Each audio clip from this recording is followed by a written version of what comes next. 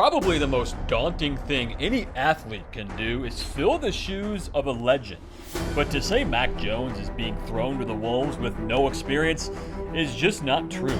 Filling in for Tua in 2019, Mac made 4 starts and still has 2 years of eligibility remaining. Anybody saying Mac is not the man for the job didn't watch the last 3 games of the season. His numbers were barely worse than Tua's, and that one loss was to an Auburn team on the road that scored 48 points.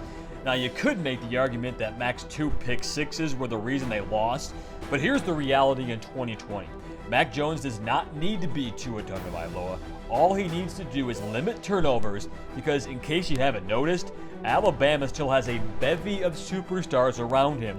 Plus, that Citrus Bowl win over Michigan proved he can easily score enough points to make this offense championship caliber. For more on Mac Jones, AL.com guru Matt Zenitz is here with me now. Mac is Nick Saban's guy in my eyes. Do you feel the same way? I think it's very fair to say that Mac is the favorite to win the starting quarterback job at this point.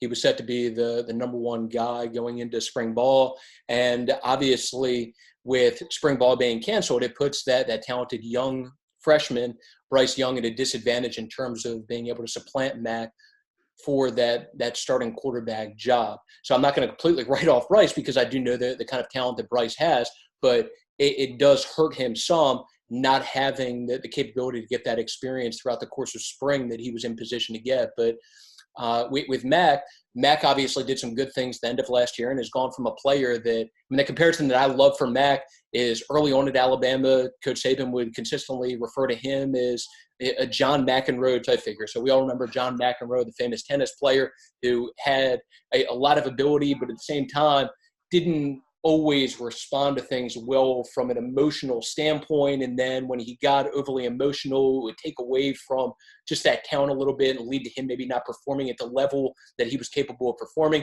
It was like that with Mac early on at Alabama to the point that Coach Saban would make that comparison. But I think you've seen growth from Mac to the point that you're seeing less of those outbursts when things go wrong and more of what he's capable of doing, just kind of the talent and ability that he has. In particular, that Auburn game, there were a couple big mistakes during the course of that game. And obviously those 2 mistakes in particular are going to stick out to a lot of people. But what stuck out to me was the way he bounced back and responded from those 2 mistakes.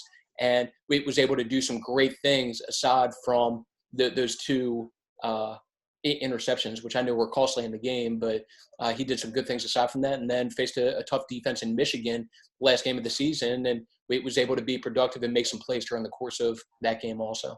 I remember his first 2 starts, Arkansas and Tennessee, and you had so many fans who were worried about what this offense was going to be. Do you think that has changed? You look at those games from October and early November, and then all of a sudden, the way he looked against Auburn and against Michigan, it seemed like he was a different player, no? You definitely saw him getting more confident, more comfortable, which is going to be the case for anybody. The more experience you get, the more confident, more comfortable you're going to be, especially when you're having success, which is what he had. That first start against Arkansas was able to make some plays, and naturally that'll lead to him being more comfortable and confident in there.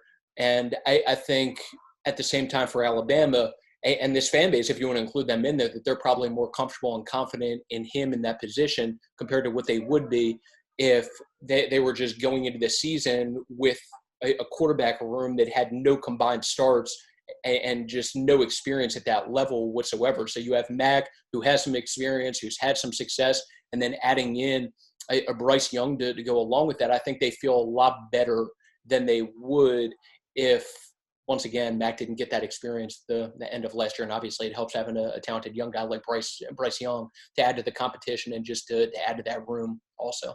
It'll make him better every day, that's for sure. Lastly here on Mac Jones, do you feel Nick Saban has gone out of his way to say our offense will not change, does not matter who the quarterback is? How about 2020? With Mac Jones having experience, do you expect it to look a lot like it did with Tua?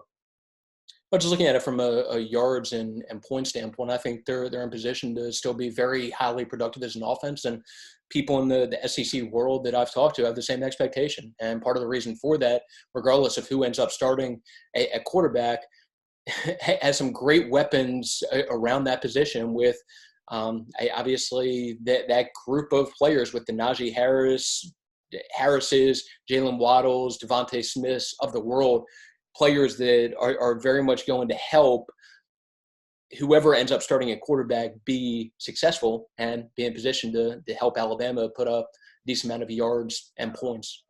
Well, Matt referenced Jalen Waddle and Najee Harris. Those are two players that we're going to feature here coming up this summer on our Alabama player profiles. Matt, thanks for being with us here talking about Matt Jones.